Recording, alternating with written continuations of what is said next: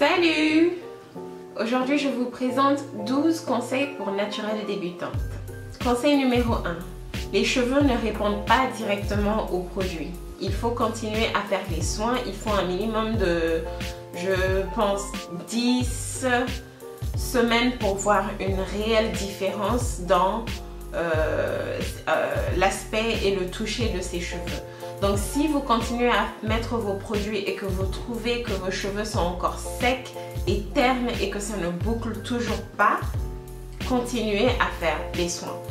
Les cheveux prennent du temps à s'adapter aux nouveaux produits, surtout quand on ne faisait rien du tout avant et qu'on défrisait les cheveux et qu'on portait des mèches et des tissages et qu'on ne faisait rien du tout pour prendre soin de ses cheveux.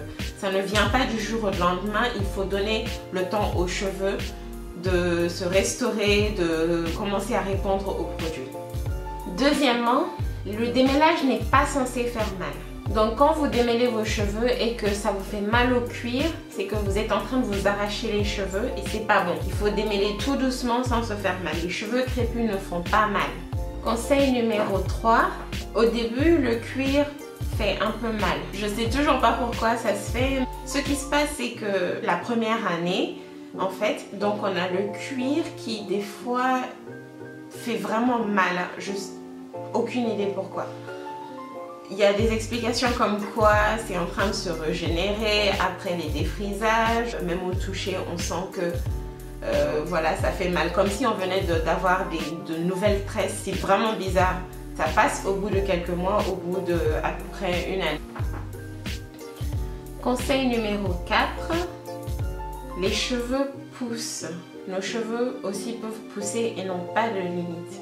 Donc ne vous dites pas que parce que vous avez les cheveux très crépus, parce que vous êtes 100% africaine ou noire et que vos cheveux ont des limites et que vous n'allez jamais dépasser, c'est faux. Vos cheveux poussent autant que ceux des blancs ou des asiatiques ou même des hindous. C'est juste qu'ils cassent et que quand ils sont très crépus, ils ont plus de chances de se casser et de s'assécher aussi. Donc c'est ce qui fait que la pousse pourrait stagner un peu. Donc ne vous mettez pas du tout à l'esprit que vos cheveux ne poussent pas. Ils poussent. Conseil numéro 5. On huile le cuir très peu et on graisse les cheveux. Assez. Très peu d'huile sur le cuir chevelu. Mais il faut quand même mettre une assez bonne quantité d'huile, de beurre et de crème sur les cheveux. Conseil numéro 6.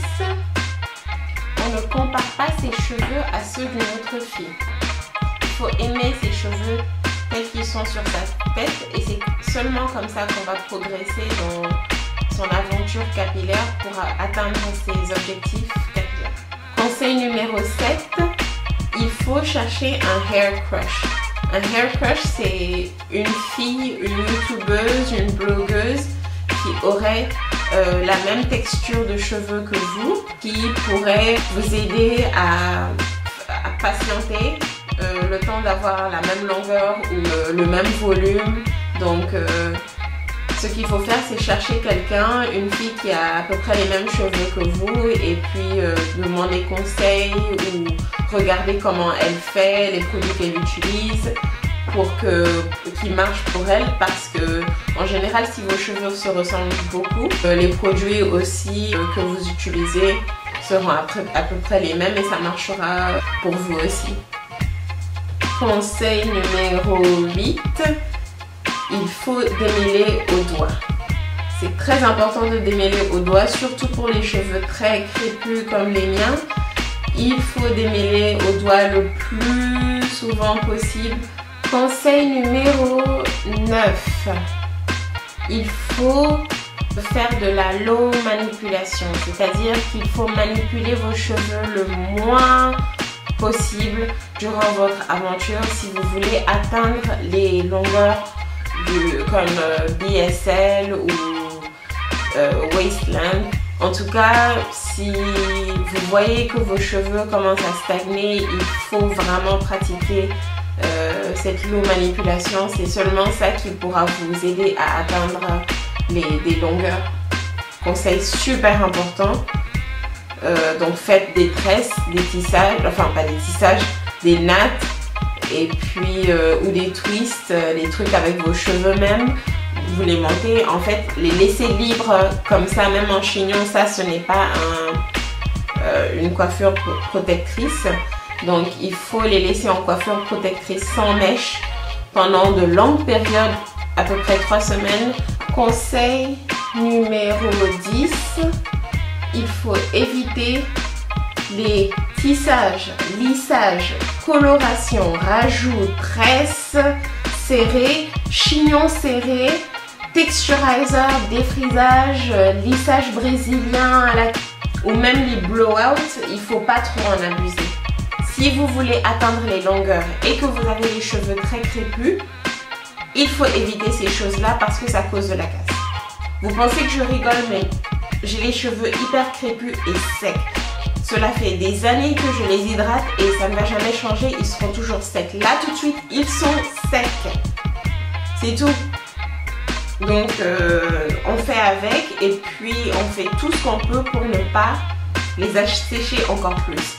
Les mèches assèchent vos cheveux. C'est impossible de bien les hydrater quand ils ont plein de mèches dessus. Et puis voilà, on transpire et franchement c'est pas bon. Ça frotte contre vos cheveux et ça les assèche encore plus. Pas besoin de parler du défrisage, on sait que c'est déjà pas bon. Et les colorations aussi assèchent les cheveux, donc il faut vraiment éviter toutes les choses, toutes les pratiques qui pourraient abîmer vos cheveux. Et conseil numéro 11, il faut faire ses recherches. Il ne faut pas juste se fier à ce que moi je dis, à ce qu'une autre youtubeuse dit, à ce que les blogs vous disent. Il faut les lire et les écouter tous et former sa propre opinion sur par rapport à ses cheveux. Donc il faut utiliser Google. Donc voilà, un braid out avec les tresses séparées une seule fois. Je pourrais rentrer et séparer un peu pour faire des petites bouclettes. Je vais faire un peu par là. Donc voilà, je sépare une fois. Et puis ici, je vais séparer encore. Là. Ouais.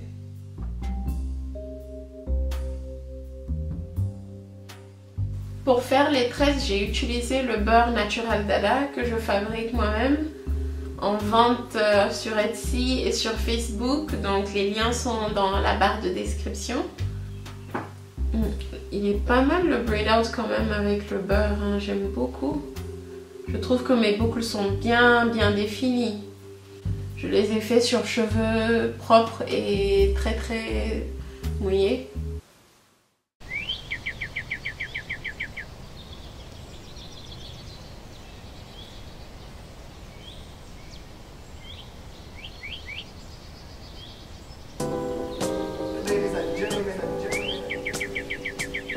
I'd rather be relaxing on the palm tree on the lovely beaches of Jamaica.